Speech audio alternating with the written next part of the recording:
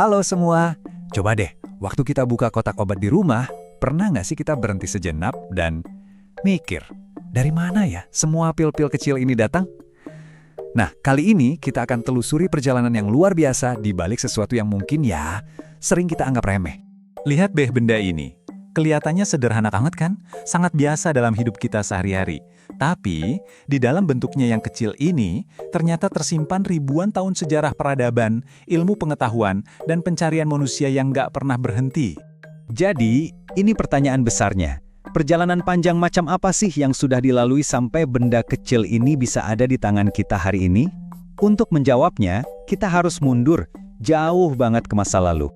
Oke, perjalanan kita mulai dari akarnya yang paling kuno. Sebuah zaman di mana ritual-ritual magis dan resep-resep hasil pengamatan ternyata bisa berjalan beriringan. Sejak ribuan tahun lalu, keinginan buat menyembuhkan itu udah jadi naluri dasar kita sebagai manusia. Awalnya buktinya sederhana aja, kayak temuan Otzi si manusia es yang ternyata bawa jamur obat. Tapi lama-lama pengetahuan ini jadi lebih teratur. Peradaban kayak Mesir dan Babilonia mulai mencatat resep dan bahkan aturan-aturan medis. Puncaknya ya saat tokoh-tokoh seperti Hippocrates di Yunani, Dioscorides di Roma, sampai Avicenna di dunia Islam mulai membangun fondasi pengobatan yang jauh lebih sistematis. Mereka mengubahnya dari sekedar catatan acak menjadi sebuah ilmu. Nah, di masa-masa awal ini, uniknya ada dua pendekatan yang hidup barengan.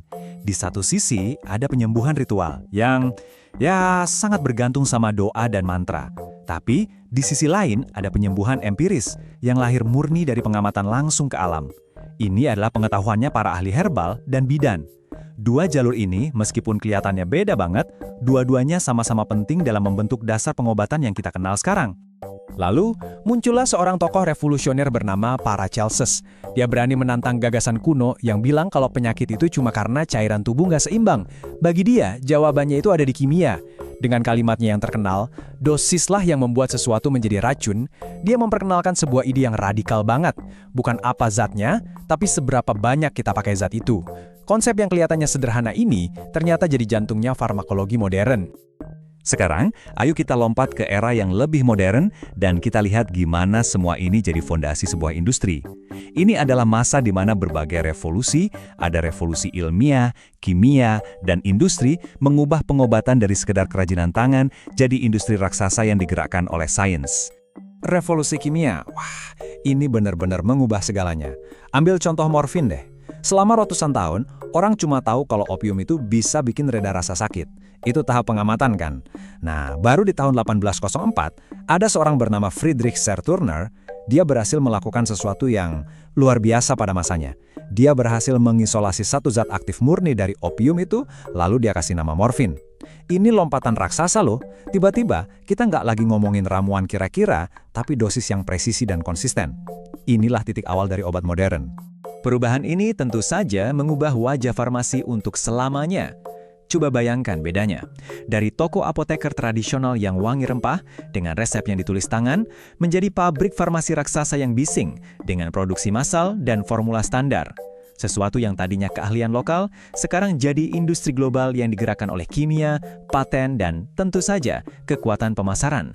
Dan dari sinilah perusahaan farmasi modern lahir. Semua elemennya menyatu.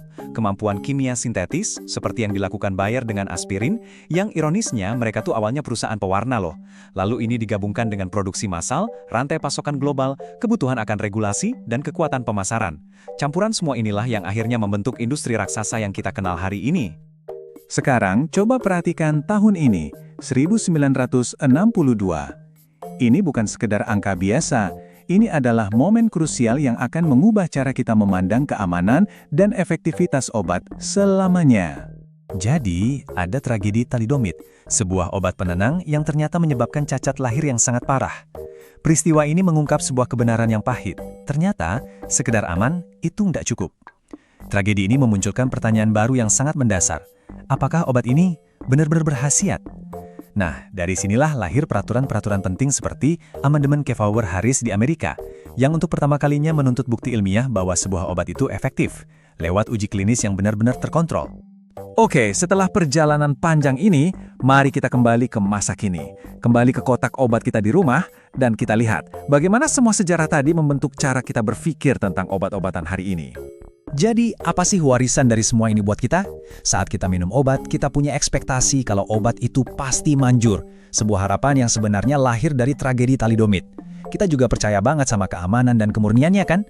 Itu berkat sistem regulasi yang dibangun setelahnya. Kita juga santai aja minum obat dengan dosis miligram yang presisi, sebuah warisan langsung dari revolusi kimia.